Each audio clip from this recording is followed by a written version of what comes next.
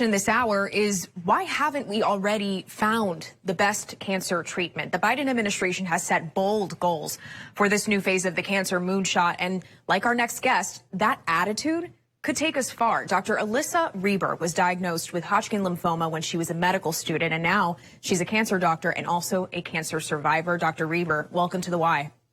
Hello, thank you for having me.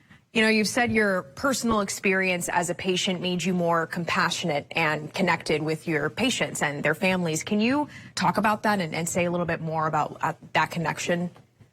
Absolutely. Well, although I don't recommend for every physician to go through what all their patients have, I was actually fortunate to have a diagnosis of cancer during medical school. And I say fortunate because, of course, I am doing well and I'm after the fact, but it has allowed me to have a different perspective, definitely understand what the patients and their families are experiencing. And even though it's been 25 years since my diagnosis, I remember it very clearly. I remember my treatment very clearly, and I'm able to walk with them and know what it's like to be in their shoes. And I bet that for them on their end, knowing that you've been through it and you've had that experience is probably very comforting as well on the other side. Does a patient's attitude affect how their cancer spreads? I mean, in his Pulitzer Prize-winning book, The Emperor of All Maladies, Siddhartha Mukherjee writes, "I know dozens of cancer patients who thought positively, but inevitably succumbed to a deadly variant of cancer. And I know dozens who had no positive response, but are alive today." What do you think about the importance of attitude? I think attitude is incredibly important, mainly for the experience of your journey.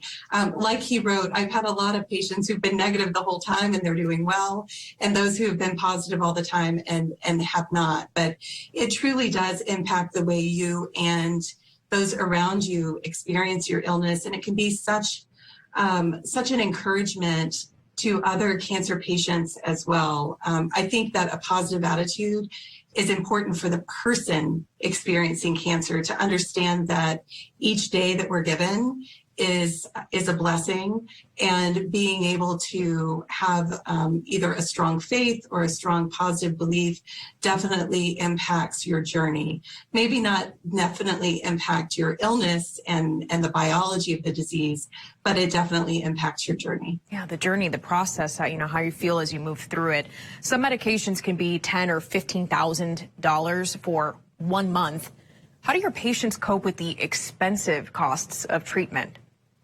That is such an important aspect of cancer care that I feel very strongly about.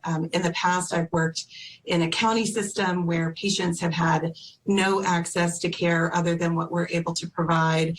And now a lot of my patients are elderly who are facing huge copay expenses, and really even these days with the cost of gas, being able to get to their treatments is a taxing issue for patients. And I believe that sometimes the financial toxicity is even greater than the actual medical or emotional toxicity for patients. And it's very important for all of us to do our part to try to reduce the cost of cancer care, only getting the tests that we need for patients, and also working very hard to reduce the cost of cancer medications. Yeah, living with cancer, I mean, and this is really what you're getting at, can be so demanding for patients, of course, for a variety of reasons. But we also have to point out it's hard on families caring for them too. Some of our viewers may be caring for cancer patients.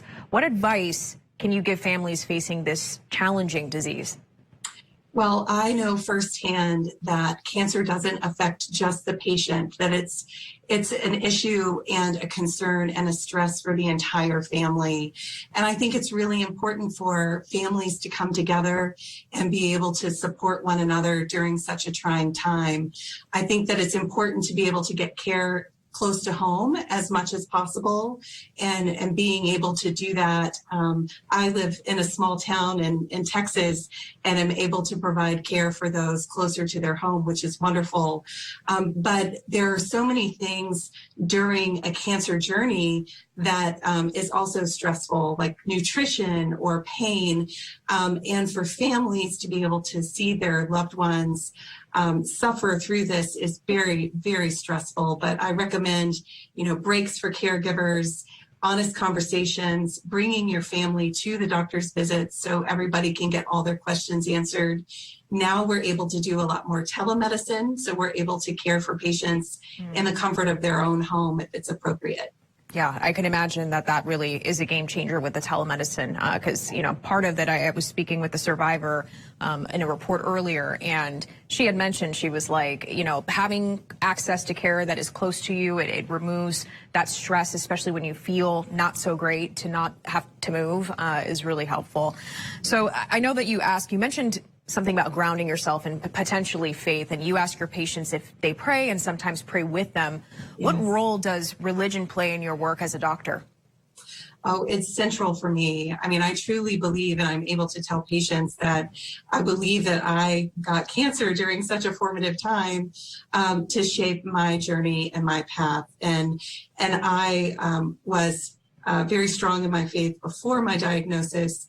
It became even more solidified during my diagnosis. And then for my patients, I really try to express and support them in their faith journey also, if it's their wish. But I do pray for them. I pray with them. And it is vital to my ability to care for others. I need to be fed and encouraged in my faith in order to pour out compassion and love for others. It keeps you going. My bottom line question for you, doctor, what is the most important lesson that you've learned about cancer as a survivor and an oncologist? Can you tell us that in 30 seconds? I think the most important thing is that it is a personal earthquake for the patient and their family, but it also allows for a rebuilding of your life. And usually, in the end, you're stronger than you were before. Wow, Dr. Alyssa Rieber, that was very poetic, beautiful. Thank you so much for joining The Why and really sharing your story and your insight as well. Appreciate it. Thank you for having me.